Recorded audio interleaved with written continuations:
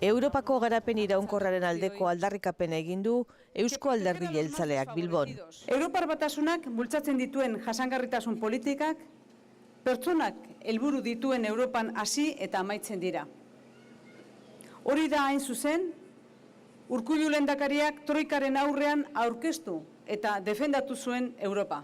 Lehendakaria buru EAJ karrera egin dio Guy Verhofstadt Europar Batzordearen presidenterako Alde Aliantzaren hautagaiari.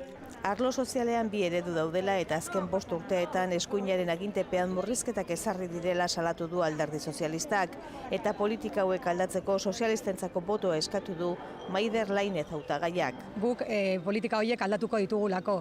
Eta Martin Schulzez dioen bezalaxe, guk nahi deguna, gure ekintza guztiak, gure proposamen guztiak, galdera berbera erantzun behar dute. Guk zer egiten dugu lanaldia eta lan sortzeko.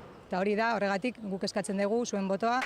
Egunotan aipatu den PP eta PSOEren arteko koalizio nagusiak ez luke EH Bildu harrituko, euren gandik ezin dela ezer espero eta ustura botoa eskatu du koalizioko zerrendaburuak. Hautsi ditzagun beraz kateak estatuarekin.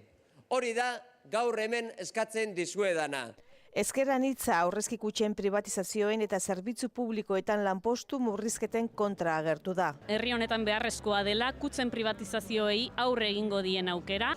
UPyDek hirueletasuna defendatu du eta hezkuntzako murrizketen aurka azaldu da. Gazteek bekak behar dituzte eta laguntzak behar dituzte.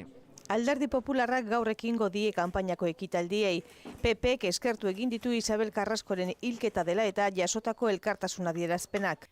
Con las excepciones de siempre, de los que aún hoy, con lo mucho que ha padecido. Sentsibilitate eza leporatu dio ezker abertzaleari hildako batzuen eta besteen artean bereizten omen duelako.